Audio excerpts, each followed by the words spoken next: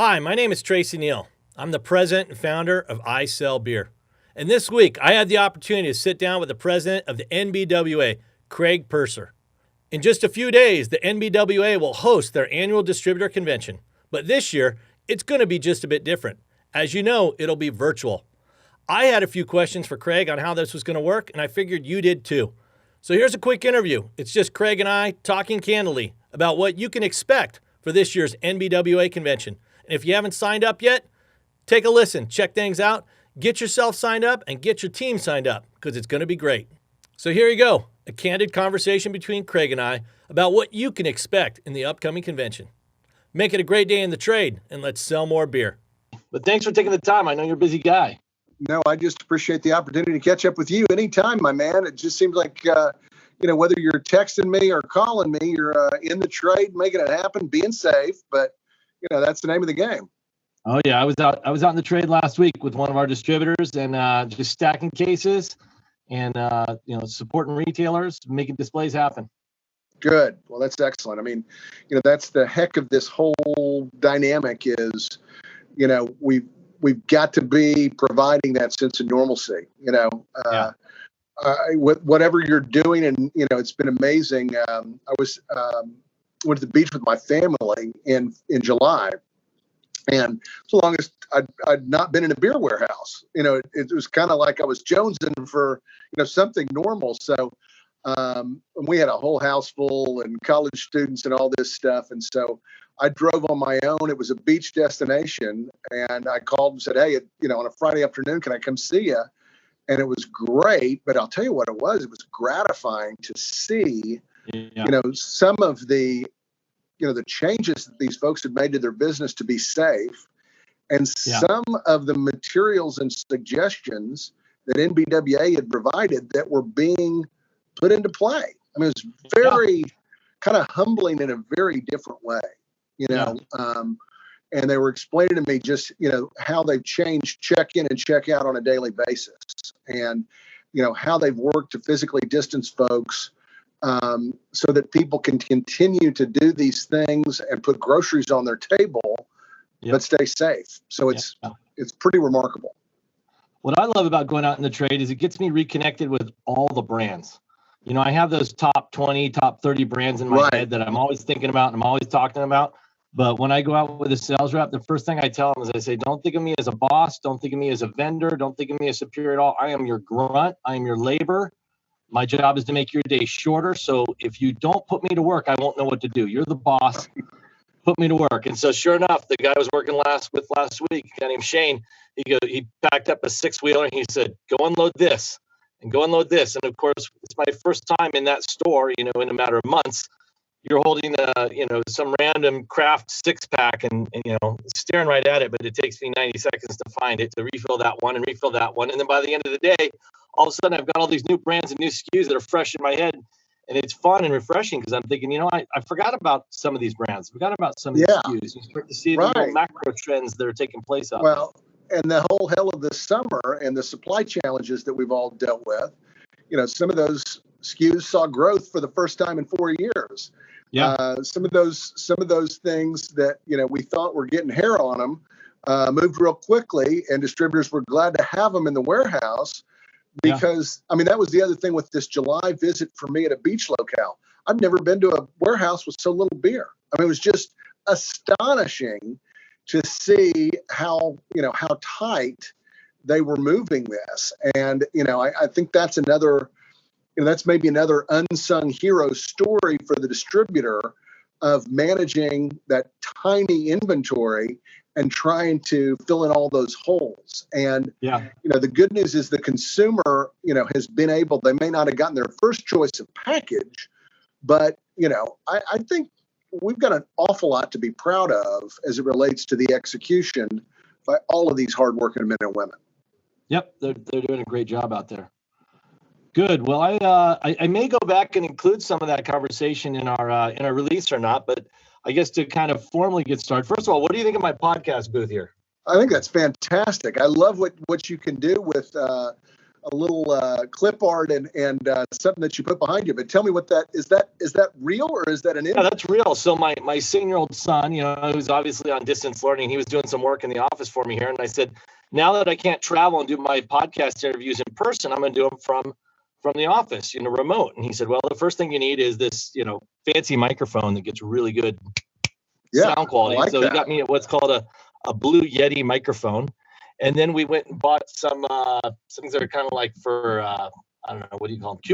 Cubicle stuff. Yeah, sure. And then we got some plywood and all this egg crate stuff. So all this egg crate is very sound absorbing. And then he put some lights in here and hooked them all up to my my ALEXA. It's all hooked up to I won't say it because it'll start talking there, but I hooked up to my ALEXA so I can turn on the lights, Yes. I can turn off the lights, I can set the microphone, everything. I get background music. It's all really cool. Yeah, she stays with me too sometimes. Yeah, I don't like her. I don't like saying her name. Yeah. Well, that's awesome though. That's very cool. That is tricked out digs, man. Yeah. So I've got 3 things I wanted to talk to. I'll give you the headlines of what we wanted to talk about today. The first one I wanted to talk about was the NBWA convention that's coming up. It's a lot bit different this year. And I want you to be able to tell me and the audience, and especially for the first time in a long time, we are talking to sales reps. Traditionally sales reps haven't gone to the NBWA convention, but it's their opportunity to engage with it. So I kind of want to learn a little bit about that. I have a couple questions. I talked with Lester over the weekend. He gave me a couple questions to ask about how did the network respond to COVID, and some of the things that we've solved, like what happened to all those empty kegs or all those full kegs, so stuff like that. And then last but not least, of course, a legislative update. It's election year. There's a lot going on at the state and federal level. So I know you guys have your fingers in a little bit of everything. You're working on it to make sure that our industry stays strong and protected and legally enabled to keep doing what we do best. So that'll be the third thing I talk about. So perfect. To kick it off, we've got the NBWA convention coming up. Was it October 5th and 6th? You got it. Okay, so what's different about this year? I mean, we're not going to Las Vegas. We're not going to Orlando. What's the format look like, and what can distributors expect? Well, first of all, you hit the nail on the head. It's different. There's no substitute for a in-person meeting. I mean, this is an industry that's built on people, and it's built on contact. It's built on handshakes and bear hugs. I mean, it really is. And, and that's the part of this that sucks. There's no nice way to put it. It's hard, and it's been hard for everybody. And as we're dealing with this, this wonderful day, the day after Labor Day is back to work and back to school. And it's metaphorical, but it's also literal. And for a lot of hardworking Americans in this industry, that means that their kids are underfoot because they're starting distance learning. They're not going back to school the same way. And, the whole deal for us as an industry is we've got to recognize that, understand it, and move the hell on. We can't afford to waste any time crying in our beer because we can't get together physically. So we're going to do the next best thing, and that is to have a content-filled dynamite gathering of folks. And the best thing about this one, Tracy, is that people can participate at their own time, on their own schedule. We're going to have this content up for those that register for the entire month of October. So you can participate in the NBWA convention in the middle of the night when you're eating a bowl of ice cream or cereal in the morning. You can watch it in your bathrobe. Hell, you don't even have to wear pants. But the reality of it is this content is going to be kick-ass. It's going to be A+. It's going to be well presented, and it is going to give value to all that want to participate. We have 17 1-hour-long A+ kick-ass seminars. That's 17 hours of content for distributors to be able to sign up a boatload of folks from their operation to learn how to do their job better. One of the best things that our association did during COVID, and we're still doing it, was delivered timely best practices information about how to deal with all these many and varied challenges. That is offered in this convention for 17 different topics about sales, about operations, about how you maximize revenue, about how you add value, about how you protect yourself in the legal arena, about how you advocate, and about how you promote beer as a product and sell it more effectively against the guys at the wine, with the wine and spirits aisle next door. So we're excited about that. We think this is a great opportunity to improve our reach. You don't have the expense or the time commitment of an airplane ticket and a hotel room. So you really can consume that information on your own time. But I think you're going to see a number of familiar faces. We're excited about your participation, for instance. But we're looking forward to hearing from a number of industry leaders sharing their perspectives about how we can all continue to get better. Yeah, I'm excited too. And so I'll give myself a little 10-second plug. I'm doing one around technology and teams. And some of the topics I'm covering are, advanced features of Zoom. There's a software platform out there called Slack, and there's another one called Gong. They may not be right for everybody, but everybody can at least be aware that they're out there and maybe pick up one or two tips and tricks from them on working with remote teams and technology. And that use of technology, Tracy, is huge. And it's especially important as we look at how the business has been disrupted. We're all familiar with the sidelining of the on-premise, where our hearts go out to our partners and our customers that have experienced and are experiencing real pain. I mean, I went to dinner with my wife on Saturday night, and, it is hard for those houses to make a living on 40% capacity. It doesn't matter how many dining tables you set up in the middle of the street. It's money the hard way.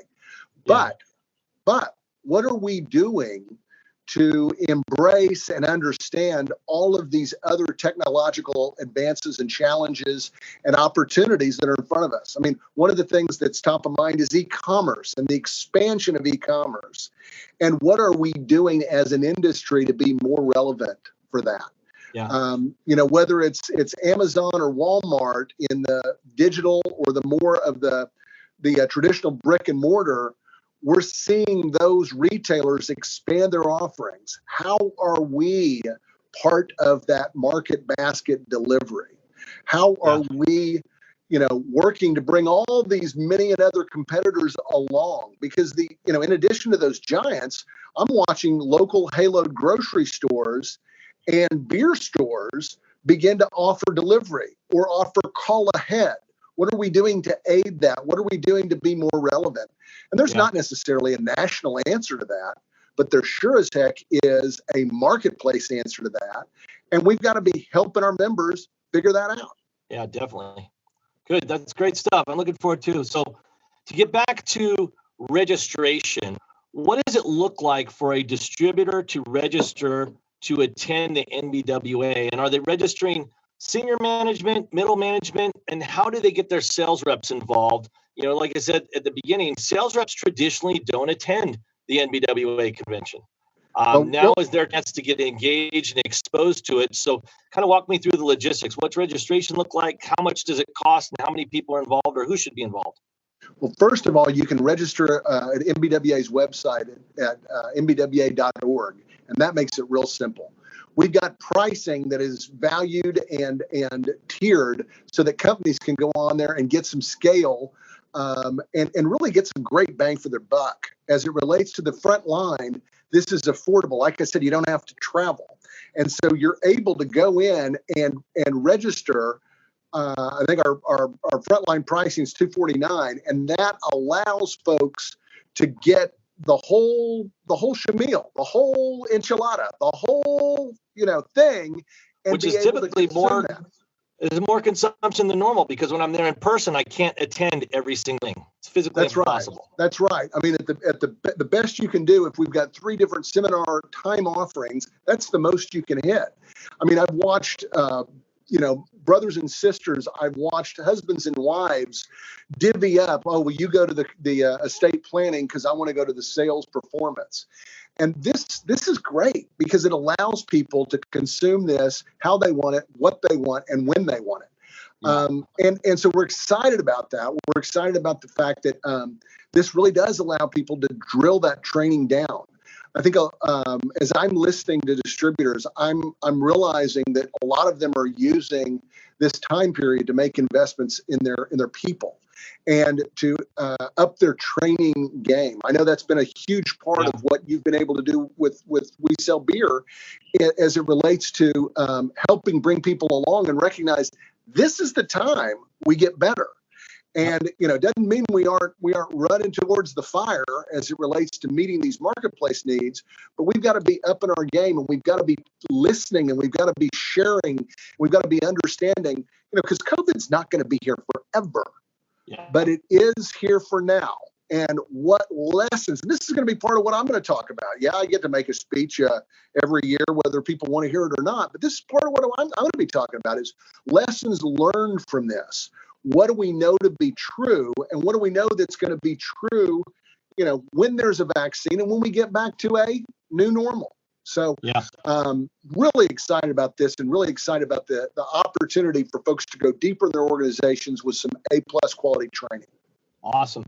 So if I'm a GM at a distributorship with 20-25 sales reps, should I be registering every sales rep, or should I be doing that in the sales meeting room if I'm bringing people into the warehouse at all, or what's the best way to get the exposure for my sales reps? When you do the math on that, there's not a better training deal out there, because again, and if you've got 25 sales reps, there may not be 25 offerings, but you're going to take that information and you're going to be able to deliver that to that person on their time. It may not, and some people have said, oh, well, what we'll do is we'll just buy 2 of these and we'll have everybody sit around, physically distanced, of course, in the sales room and work it and watch it. Well, that's great. But the reality of those folks being able to absorb the half dozen or the 10 of those that might apply to them, won't be able to be done. But we're just, and we've never done this before. I mean, transparency is the new currency. We've got to be honest, but I'm excited about what we've got. We've got some good general session programming. I think that we'll be able to, for a lot of those professionals that are maybe on their way up in an organization, maybe they're younger, they're not as long in the tooth as some of us, being able to be introduced to their trade association's got value. It's got value because one of the things we're seeing is a lot of those frontline sales professionals need to be and are becoming more involved in what we call political equity. They have relationships. They, their wife or their significant other has a relationship with, state senator so-and-so, or the person that answers the telephone for state representative so-and-so at the state capitol. That's a sphere of influence. And so by being able to participate in this convention and learn more about the industry, understand the fundamentals of the 3-tier system and why it works so well. I mean, we talk about the last 7 months of execution. DSD and independent beer distributors have been heroes. I mean, they've been getting it done. I'm very, I want to remind all of our partners during this time period of who is getting it done, and it's our members. And so I think there's going to be a sense of pride that those folks are going to take away. And for a couple $100 of registration and a little bit of time, that's a massive investment in some of those key personnel in helping them understand and set up a little straighter in their chair and stand up a little taller around this great industry that fires you and me up every day. Awesome. So I feel like I've got a really good understanding of registration and what the breakout sessions are going to be like. What are the trade show floor, right? The booths, the exhibitors that normally have booths where we walk around and see each other, and there's a lot of activity, a lot of value that takes place on that trade show floor. What's that going to look like virtually? So we've got it scheduled so that none of these programs compete with each other during the live broadcast. And so folks are going to be able to come in and they're going to be able to ask questions of those presenters, of those trade show exhibitors. And there's going to be an opportunity for a dialogue. But when you think about it, being able to do that on your own time has value too. This is a dynamic, and where we are right now, there's a tremendous amount of hurrying up and wait.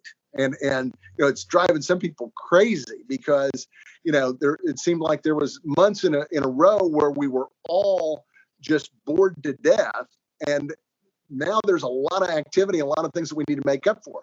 So there's going to be opportunity for those folks to both message each other in real time, but also communicate and get back to each other about these many various goods and services. So we're really excited about the digital component of the trade show. We think it's going to have like I said, we've got the times broken up to where the general session doesn't compete with the seminars and the seminars don't compete with the trade show. Awesome. Good stuff. So how did you guys learn to do all this? I mean, how did you learn to throw a virtual convention, or did you go out and get some help from professionals, or yeah, how did you figure this out?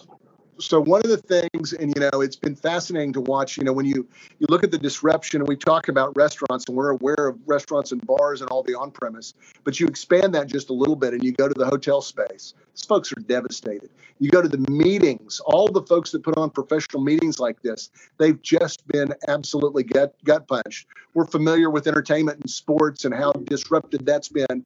But for our partners that we partnered with the Freeman Company and with Corcoran Expositions for as long as I've been at NBWA. That's 20 plus years. And what has been terrific is to watch those folks literally transform their businesses overnight. We're super excited about Corcoran's ability to pull off and bring together this digital exposition, this expo, this showcase. And these are folks that know our members and know our vendors. So there is a familiarity there, and we're very excited about that. And as it relates to production of the general session and how we put all this together from a platform standpoint, there's nobody better in this business than the Freeman companies. And so we're very excited. And we you always shop, but we shopped in a hurry, and we looked at some other things that folks were offering, and we said, you know what? Our trusted partner that we've dealt with and we've enjoyed a great relationship with, they know us, they know what we need. They're going to be able to take this thing to the next level. And so we're excited, but we're transparent. We know we've not done this before. And I'll tell you what, we sure as hell hope we don't have to do this like this again. Yeah. Well, and it may be our first rodeo. I've got a feeling that Freeman and Cochran are already doing this and have been for the last 60 to 90 days for trade shows that were scheduled through June, July, and August. So they will be well equipped by the time we get around to October. Absolutely. And I think folks are more familiar. They're familiar with Zoom calls. They know how to do this stuff. They know how to, communicate with each other. So we're gonna make it work. It's gonna be good. That's excellent. All right. Well, that wraps up everything that I wanted to know about the NBWA convention. Let's move on and talk about COVID. Here's one of the more interesting questions. What happened to all that beer from March and April and all those full kegs and, the keg float that was out there, all the containers that had to be moved around? I'm sure sales reps, we all talk about it. I know my neighbors ask me, did a bunch of beer get wasted? And we kind of give them the high level plan, but I'm sure you've got the guts of what really happened to it all. Well, a lot of it was disposed of safely. That's important that we recognize that because it's a huge part of this. But we had, a whole wide variety of different ways that folks got rid of that out of code beer. And part of that was covered in some of our best practices materials that's still available and anybody can access on the NBWA website as it relates to what the rules were locally for disposal of product. A term that I'd never heard of, and we can have a laugh about this now, but on or about April, May, June, somebody said, well, you can't just dump that beer down the sewer. That's an unlawful discharge into a waterway. And I thought that was like, maybe going pee-pee in the lake or something. But it was. Is that illegal? Well, it depends on the jurisdiction, as I'm told. But I'm just saying there were a lot of people working overtime to figure out how to do that best. Some of the suppliers wanted the product back. They wanted to handle that disposal themselves. Others were cut loose. There was a lot of working together. But one of the things that we're working on from a policy standpoint, this is very interesting because it really began as us trying to address this problem for our members and for the beer industry, and it's grown, is the whole notion of a tax credit for perishable food and beverage. And as we were beginning to shop the idea of a tax credit for expired beer, really in the earliest days of the pandemic, it's hard to believe we fired in a letter to the Speaker of the House and to the Senate Majority Leader, I believe on March the 19th, if you can imagine that. We saw this as a problem and were able to, bring this to their attention. And as we talk to policymakers, so much of what Congress has been focused on has been pumping dollars into the economy. Yeah. And we can complain, and we often do. We're frustrated about this or that, but a lot of those initial packages of relief have really gone a long way to helping people stay employed. A number of our members took PPP dollars, and others participated in other government programs that were designed to keep people employed. And, that's been helpful for the economy at large. But my point is, a lot of the tax relief vehicles haven't been considered yet. That's what we have in front of us for the fall, and that's something we'll be working on. But as back to the practical part, there's still a lot of cooperage out there. It's finding its way back to the brewers. In some cases where we're seeing openings in the on-premise, and I heard some really encouraging, numbers from some hard hit areas, bigger metros that are returning. It's a different kind of on-premise, but I heard, I talked to somebody the other day that was in a medium-sized metro area. They said they were back at 80%, which I thought was really, really good. I heard one that was much more hard hit, a big, it was a Chicago number that was, they estimated they were at about 55% of their on-premise that had returned. That's much better than many of us had feared. And so I think the draft beer problem of that is a part of it, but everybody's doing their job of getting that product pulled through the system, getting that beer disposed of, and getting that cooperage returned. What did it take to keep beer distribution alive as an essential channel or essential industry early on? I mean, right now we're not using the word essential roles as much as we did 90 days ago, but I know back in March and April, it probably wasn't an automatic no-brainer, and you guys probably did a lot of work to make that happen. What did that look like behind the scenes? Well, I think it's important that we not take our foot off that gas because we have no idea what the next steps of this are going to look like. I mean, I've got 2 college students, and I'm terrified that they're going to send those kids home. And, it's there's not a right or wrong answer, I don't believe. And we get in trouble when we draw lines of distinction and say it's got to be this way or that way. But that whole notion of being deemed essential was especially important. And part of what was done that first weekend, believe it or not, is we were on the phone with both our partners in food and beverage, but also our partners in the government. And I was on the phone with Jim McGreevy at one point from the Beer Institute, and Jim said, and I said to him, I said, I want you to remember this conversation that we just finished with somebody from the Department of Homeland Security, because they said, are you sure we don't want to characterize it as alcohol distribution or beer distribution or beer wholesaling or brewing? And we said, no, we want to, because if you're specifically dealt in, you can be then specifically dealt out. And remember, we were also working with all of our state association partners who were dealing with state shutdowns.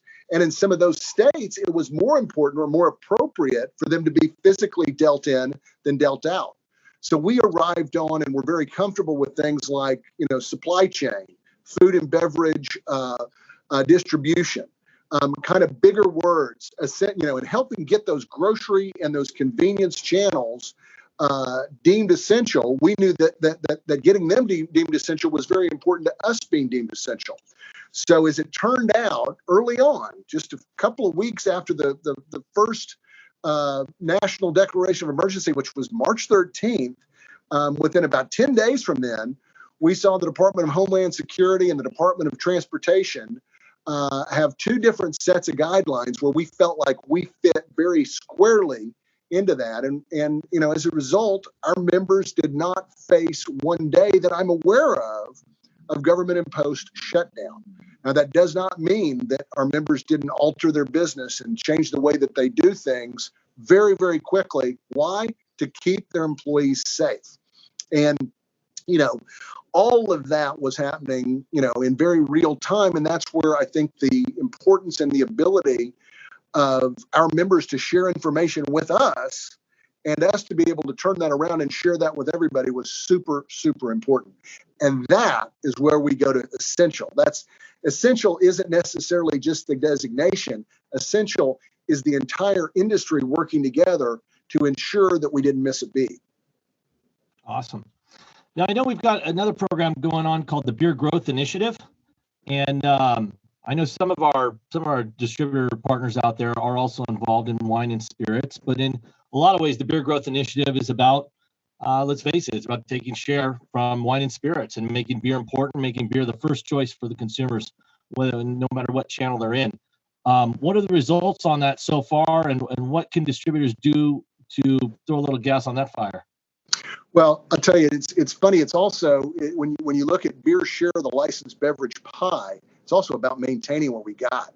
And that means consumer preference. That means being top of mind. That means helping consumers understand that at the end of a long day, whether you're homeschooling your kid or whether you're a first responder, enjoying a beer is an affordable luxury. Enjoying a beer is something that you can do on a lunch break that's different than having a highball, you know, and it's just a distinction. There's a difference between the products, but it's about making the product more relevant for those, especially for those folks that are making decisions that are emerging LDAs. You know, this was a summer of accelerated growth for seltzer. And that's awesome. And that's been great for our members. And that has maintained share for beer's kind of greater position. You know, our friend Jim Cook kind of changed the game last year at our convention when he said, you know, cocktails in a can, wine in a can, you know, beer, cider, seltzer, hard tea, it's all beer. Well, you know, he coined a phrase and we're all drafting behind that. But the thing about the Beer Growth Initiative is it continues to study and invest and put forward our best practices around traditional beer. And I'll tell you, when we look at this and we look at who the winners have been during the pandemic, that is a field that still needs tending. And so we've been, you know, last year we did the test in Austin, and we shared some of that with our group at the convention. This year we'll have a little deeper dive at convention about what we learned from that experience. But remember what that was. That was a digital media campaign that was supported with traditional point of sale with a big emphasis in the on-premise. And that is a big difference right now. Part of, I think, the exciting things that we watched during 2020 is brands be minded and brands be introduced and grow in some cases in the off channels. Yeah. You know, let's face it. There was a time in about April or May where when you went to the grocery store, that was like going out. I mean, you know, you changed out of your daytime pajamas and you took a shower and you ran a comb through your hair and you went to the grocery store. You know, you might have even gloved up because we were in a different place then. And that was where you went. And that was your activity. And that was where you went to, you know, go have an activity and an experience. And that's where a lot of things got our attention. And so as we look at beer growth and we look at what our plans are for the fourth quarter, and we're going to share some of that at convention, we're going to see that digital media being flown in the air, and we're going to give distributors an opportunity to do that ground game. But let's face it, it's going to be really important to do that on the ground in the off channels, because that's where so much of that volume is. And the on it's coming back, but it's not the same way. And so kind of being able to provide point of sale and provide some turnkey reminders using the Beers to That hashtag and having some digital media flying in the air, but distributors execute on the ground is going to be really important. Now, why is that especially important for the fourth quarter? Because the fourth quarter is literally Christmas for the wine and spirits industry. That's when, the fourth quarter and really the holidays are their summertime.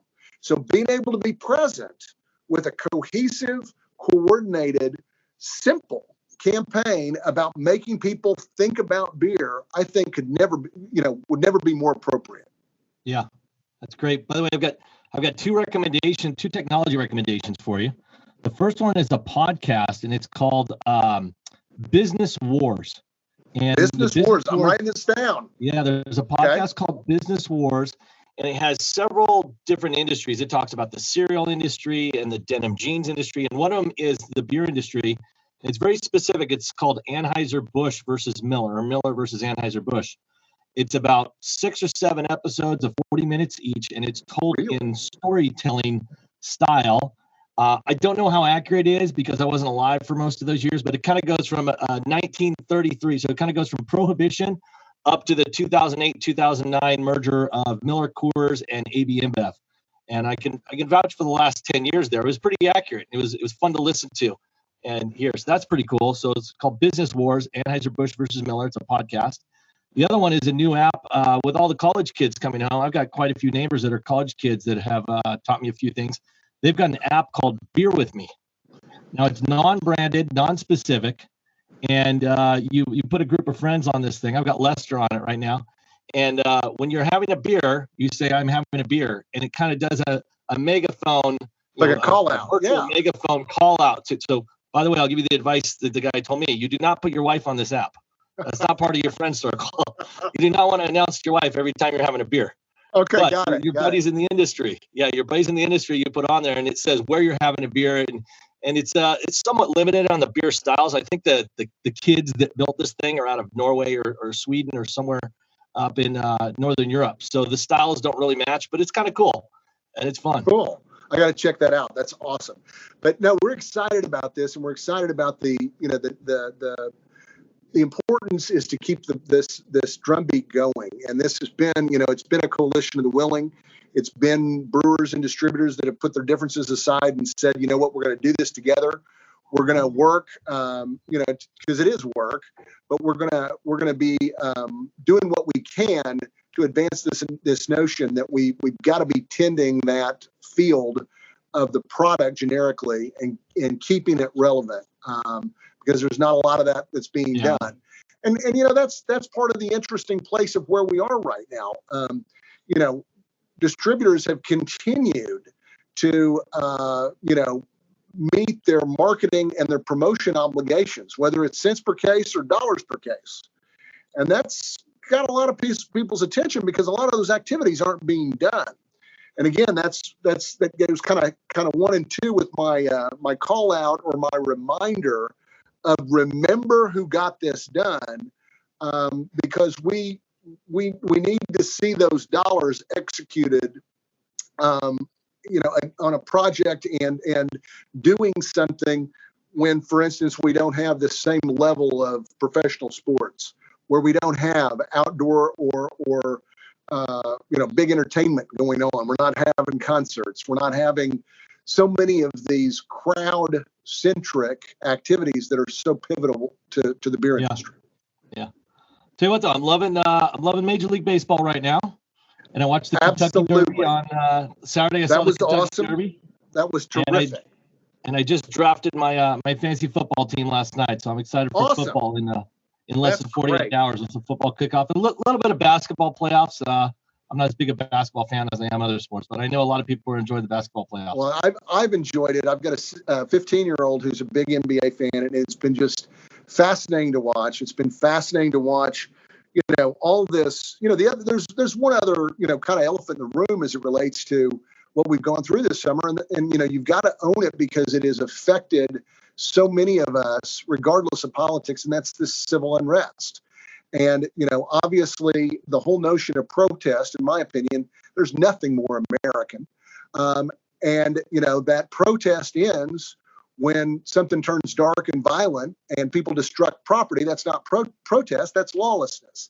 But the issues that are being advanced around equality, around awareness, 2 of my 3 kids marched in the protest when they were home this summer, as we dealt with the aftermath of the killing of George Floyd, and that awareness.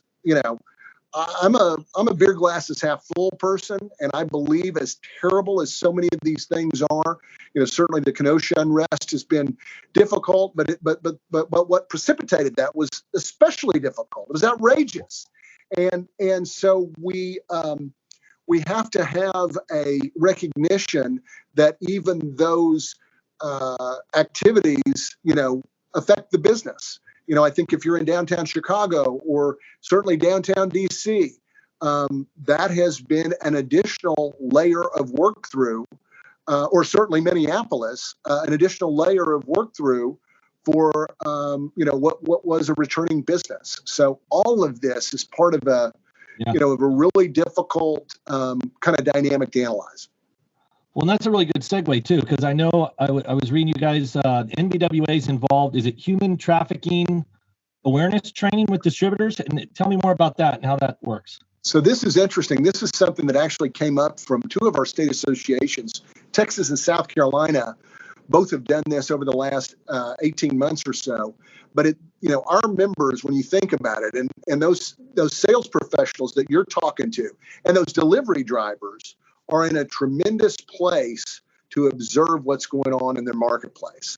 And when you look at the horrible atrocity related to human trafficking, and whether it's immigrants or new Americans or people that have been smuggled into the nation, whether it's runaways or people that have been kidnapped, literally, you have a natural dynamic because our members are in a whole lot of outlets that can serve as cover for this kind of behavior. Our members have been aware of problems with crime and drugs for a number of years. There have been great examples where our members have played a hero role for something that wasn't right because they stood up, or their employee, they saw something and they said something. What this is about is being able to take the whole identification and recognition of human trafficking and being able to train our workforce with the ability to spot that. And I will tell you, I didn't know a heck of a lot about it. My daughter, who was a college freshman, this was something that was on her radar screen. And when we first got involved, it's pretty cool when your daughter thinks that you're doing something that's right. And she was, I knew of her interest in this, but the marrying of raising awareness by our employees that are in truck stops, that are in nightclubs, that are in convenience stores, that are just able to spot for, and this is primarily women, but people that look out of sorts. Maybe they're wearing clothes that aren't appropriate for the occasion. Maybe they're wearing clothes that aren't appropriate from the season because they've been snatched and been trafficked and been controlled. It's so interesting because when we rolled this out, and was in July, and we realized that that's a busy time, but the feedback we got from our members that participated in the training, or maybe they had a group of their folks that, it's a simple video to watch to be aware of this. And I had one guy that's the owner of a company that hit me back, and he said, I watched that video and it pissed me off. It made me so mad that humans treat each other this way. And I say that because what we're trying to do is raise awareness about something that might be in plain sight. You may see a door that's got a chain on it, and you've been there 3 weeks in a row, and you can't for the life of you figure out where there's a chain on it, but you think maybe there's a person or there's 6 persons in there. What can you do? There's a hotline to call to make a report. You're not ratting out your retailer. You're just speaking up and being a good citizen, because we're all brothers and sisters and fathers and sons and mothers and fathers, and it's the right thing to do. So how does one get trained on this? Is it a series of videos? Is it like an online? A simple video is kind of step one. And what we've done is we've partnered with a couple of the state attorneys general, bipartisan, which is usually the way we roll on these things. But Maura Healey is the attorney general of the state of Massachusetts, and she is.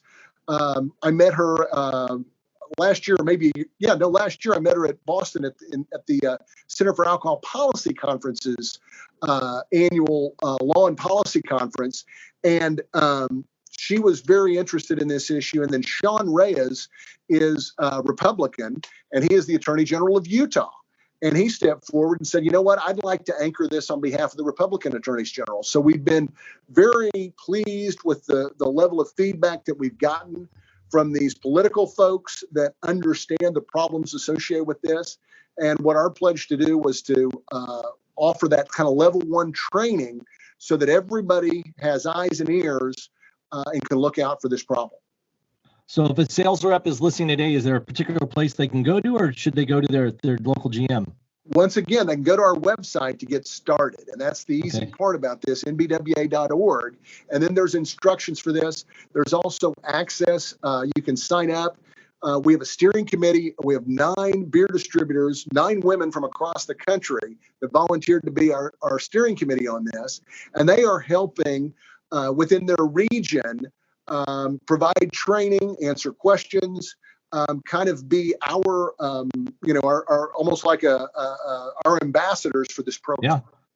Yeah, that's great. We should have a national game board too, because this is something where, you could take a large city like Phoenix, Arizona, right? Also fairly close to the border, and you could take a Crescent Crown and Hensley, and make a little game out of it on who can get the most people trained. Was it trained? Yeah, trained. Yeah. Trained or certified by watching the video. Yeah. It's something that no matter who wins, both distributors, while competing at retail and on the street with different colored boxes, they can both hold hands and say, you know what, we took care of our city by doing this. And it's really national, because you'll see these kind of hot spots. Some of them are where big highways come together, because that's how you move products. It's also how these folks move people. I mean, it's pretty freaking sick when you think about it.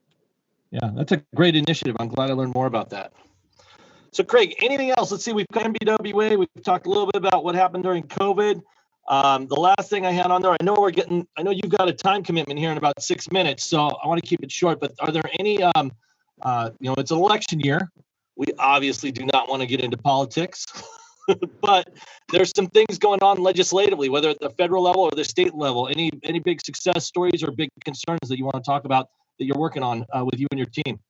Well, we're continuing to work to provide additional relief for these hardworking men and women. And when I talk about this, I'm talking about those that have been hardest hit by this, which really includes our partners in the on-premise.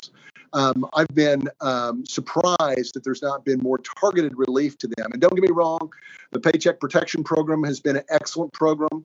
The Main Street Lending Program, which is for larger businesses, has had some success. Congress has definitely pumped a lot of money out there that has kept a number of people afloat.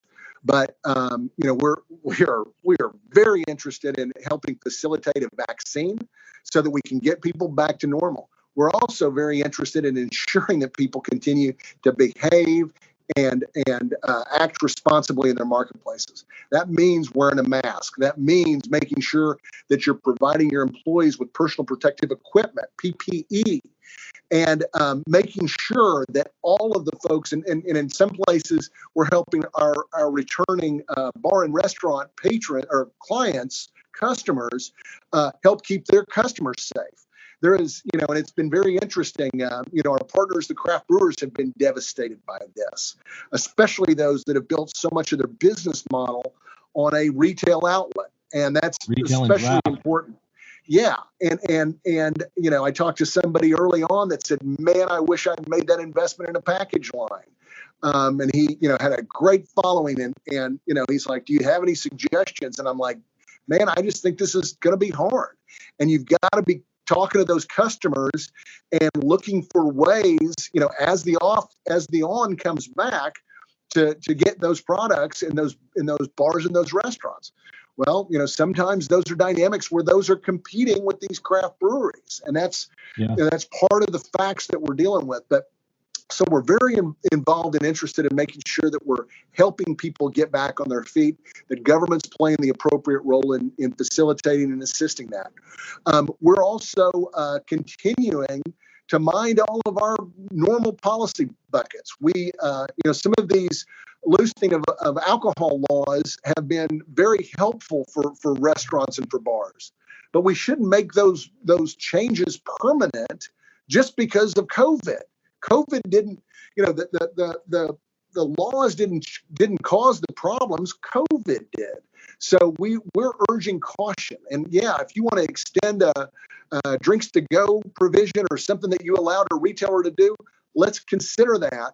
But let's not, every single year, state legislatures have robust discussions and debates about how alcohol is bought and sold. We need to maintain that in a manner that helps, keep the playing field level and helps folks get back on their feet.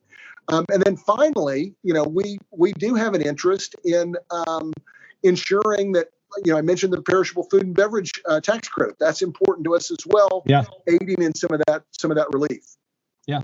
Excellent. Well, Craig, as always, it's been a pleasure to all of our listeners out there. This is one of those episodes where I think we're going to get a ton of listens in the next 4 weeks. A year from now, it might be a little out of date, but that's okay. If you can help me push it over the next 4 weeks, we'll get a copy over to a couple of the journals as well. No, I appreciate it. And we will help spread it far and wide. I think this has been awesome. I'm looking forward to seeing you as part of the convention. It's going to be different, but it's going to be great. Yeah. I think we're looking forward to it. And Tracy, as always, just appreciate you very much. Cheers, my friend. Cheers. Thank you, Craig. And all the sales reps out there, be sure to go to your sales manager, your GM, and say, hey, how do I get involved in those breakout sessions for the NBWA convention coming up on October 5th and October 6th? Absolutely. Right. Cheers. Thanks. Cheers. Make it a great week.